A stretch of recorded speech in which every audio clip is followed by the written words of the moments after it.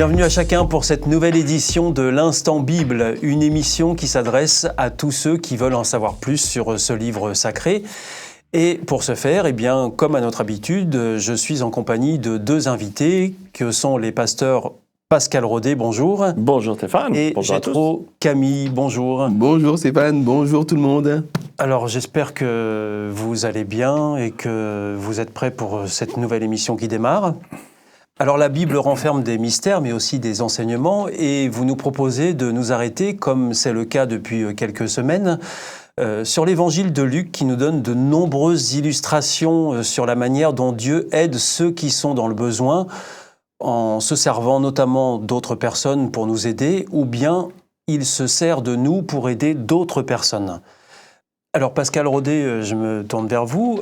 Est-ce que la Bible s'intéresse d'une manière générale à la question des plus démunis ou est-ce que c'est l'évangile de Luc en particulier qui s'y intéresse ? La Bible a toujours eu un intérêt général et important des personnes qui sont en difficulté. Que ce soit par rapport à ceux qui sont dans les difficultés de pauvreté, problèmes alimentaires, etc., comme aussi ceux qui sont dans une difficulté sociale, une difficulté psychologique. C'est un souci constant pour Dieu. C'est la rupture de cette création qu'il a faite. Et donc forcément, là où il y a rupture, il faut remettre un peu l'équilibre. Et alors globalement, dans la tradition biblique, comment est perçue la pauvreté ? Alors ça n'a pas toujours été en effet très équilibré du coup, si on reprend un peu l'expression de tout à l'heure. Aux yeux des hommes, il y a eu pas mal de courants qui ont montré que tu es pauvre, c'est que tu as fait quelque chose de mal aux yeux de Dieu. Tu es quelqu'un qui n'est pas recommandable, tu travailles pas assez. Enfin, il y a eu toutes sortes de reproches qui ont été faits à ces personnes-là en lien avec la spiritualité, avec Dieu. Ce qui n'est pas une réalité dans les faits avec Dieu. Mais voilà, c'est hélas la difficulté avec l'humain. Et alors, est-ce qu'on pourrait considérer que la pauvreté pourrait être un signe de mauvaise santé religieuse ? C'est ce que certains ont voulu nous faire croire, en effet. Certains, quand vous dites certains ? Certains courants religieux, certaines personnes croyantes, certains chrétiens, certaines personnes qui ont utilisé cette notion-là pour avoir un peu une puissance sur d'autres personnes. Donc oui, il y a eu des courants dans ce domaine-là. La pauvreté égale le problème spirituel, ce qui n'est pas du tout le cas dans la Bible. Alors, je me tourne vers vous, pasteur Camille. Est-ce qu'il y a des passages dans la Bible qui vous viennent comme ça sur la question des gens les plus vulnérables à qui on doit apporter une attention particulière ? Oui, j'ai un passage dans le Lévitique qui est très joli, très simple. Dans Lévitique 19, verset 9, « Quand vous ferez la récolte, vous ne couperez pas les épis qui sont au bord de vos champs. Vous ne reviendrez pas ramasser les épis qui restent. Vous ne reviendrez pas non plus dans vos vignes pour ramasser les grappes de raisins qui restent ou les raisins tombés par terre. Vous les laisserez aux pauvres et aux étrangers installés dans le pays. Le Seigneur, votre Dieu, c'est moi. » Et donc, il y a beaucoup de passages où on pense aux pauvres, on leur laisse à manger. Quand quelqu'un vous doit de l'argent et n'arrive pas à vous rembourser, éventuellement, vous saisissez en de bien, mais vous lui laissez le minimum vital pour qu'il puisse s'en sortir. Vous n'abusez pas de la veuve et de l'orphelin, vous respectez les pauvres et vous essayez d'aider les pauvres à s'en sortir. Les esclaves, il y avait même l'esclavage à l'époque. L'esclavage a été beaucoup adouci par les lois que Dieu a mis en place. Ça ne veut pas dire que Dieu approuve l'esclavage. Ça veut dire que Dieu part de là où se trouvent les gens et à partir de là, il essaie de les faire grandir. Donc oui, il y a beaucoup de passages dans la Bible, dans les prophètes, dans Amos par exemple, où il est dit « Malheur à ceux qui oppriment les pauvres ». Ou bien tout simplement pour terminer le passage de Jésus dans Luc au chapitre 4, où il dit « L'Esprit de Dieu est sur moi pour apporter une bonne nouvelle aux pauvres, pour aider les prisonniers, pour apporter la vie aux aveugles, donc pour s'occuper en particulier des plus nécessiteux. » Donc cette question, on la retrouve autant dans l'Ancien Testament que dans le Nouveau Testament finalement. Absolument, de bout en bout. Jésus-Christ lui-même s'intéressait aux pauvres ? Je crois que Jésus-Christ s'intéressait à tout le monde. mais en particulier à ceux qui reconnaissaient avoir besoin d'aide. C'est beaucoup plus facile de reconnaître avoir besoin d'aide quand on crève la dalle que quand on a le ventre bien rempli. C'est beaucoup plus facile de reconnaître qu'on a besoin d'aide quand on est en train de souffrir d'une maladie sur une natte par terre, comme un chien, que quand il y a les meilleurs médecins de la ville qui se battent pour avoir votre clientèle. Et donc, oui, Jésus a une relation particulière avec les pauvres. Ça ne veut pas dire qu'il préférait la pauvreté à la richesse ou les pauvres aux riches. Ça veut dire tout simplement qu'il y a une réalité psychologique et spirituelle qui sont inhérents à ces deux états. Et alors, de quelle manière ça se traduisait dans son quotidien? Mais il guérissait les gens, il leur donnait à manger, il était avec eux, il les écoutait. Ce que j'aime beaucoup avec Jésus, c'est qu'il était même avec les gens qui étaient rejetés, méprisés par les autres, qui avaient une mauvaise réputation. Il était avec eux, il les aimait, il leur montrait de l'attention et de l'écoute. C'était quelqu'un de tout à fait extraordinaire. Enfin, Jésus est quelqu'un de tout à fait extraordinaire. Tout à fait extraordinaire. Alors, pasteur Pascal Rodet, est-ce qu'on a une idée du temps que Jésus a consacré quand il était sur terre, justement aux plus démunis? Est-ce que c'était une partie importante de... Alors, c'était forcément une partie importante pour plusieurs raisons. La première, c'est son souci premier, c'est d'apporter un soulagement à ceux qui ont des soucis, à ceux qui ont des problèmes. Et donc, tous ceux qui sont dans la pauvreté, dans la difficulté, font partie des gens qui ont des soucis. Donc ça, c'est oui, ça fait partie du temps très important de la part de Jésus dans cette relation. Mais calculer exactement, non, on ne sait pas, puisque le texte même dans l'évangile de Jean nous rappelle que tout ça, c'est des choses que Jésus a faites quand il en a fini toutes les explications, mais il en a fait bien d'autres qui ne sont pas dans les livres et qui renferment beaucoup d'actions, de miracles, etc., etc.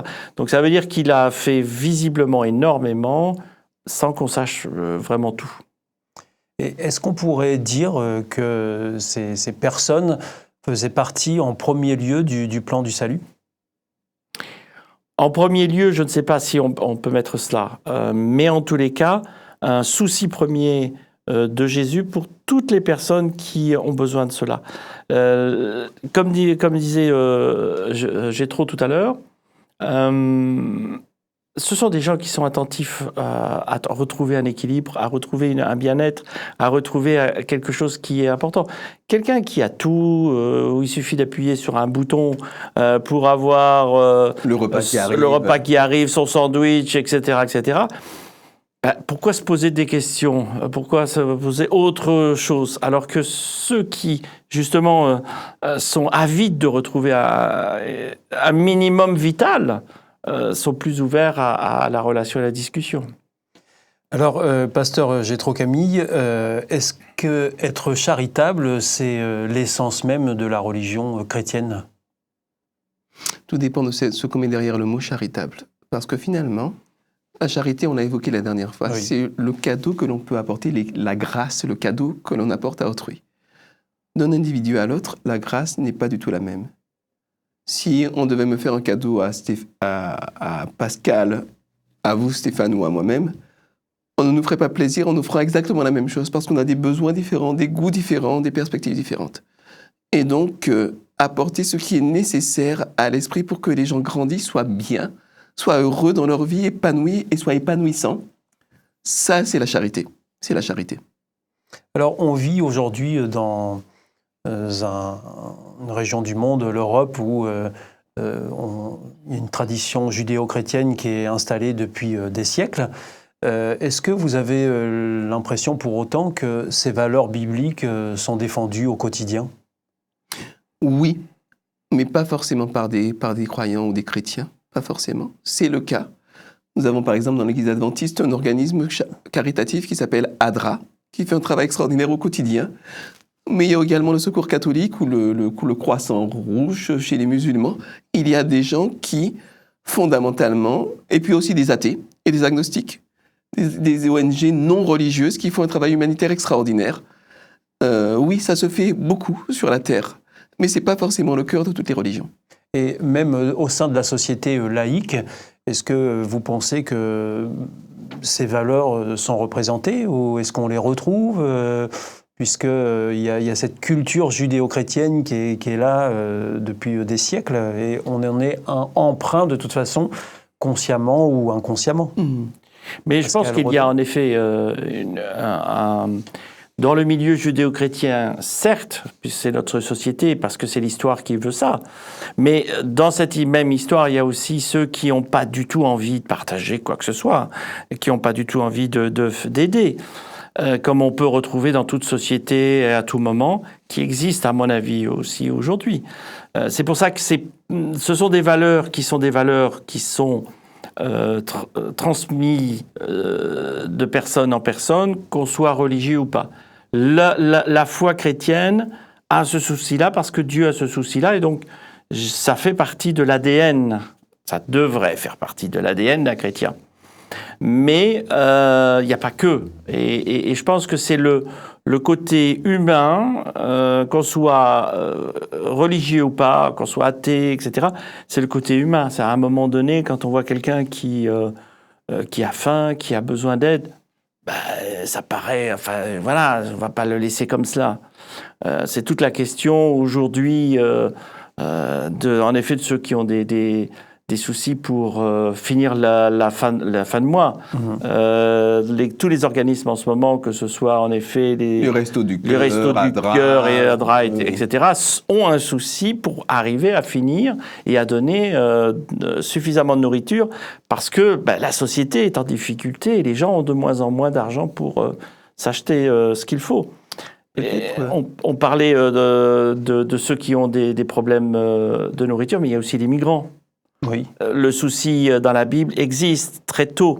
Il y a un texte dans le Lévitique aussi où il rappelle tu feras attention à l'immigré qui se trouve dans tes portes parce que tu as été étranger toi-même en Égypte. Donc il y a ce souci-là aussi de l'écoute et de l'appel de l'humain. Donc des notions nobles qu'on retrouve dans la Bible. Mais qu'on retrouve aussi dans la société. Par rapport à votre question, Stéphane, il y a des choses qui sont en place dans notre pays que je trouve absolument extraordinaires, comme le RSA.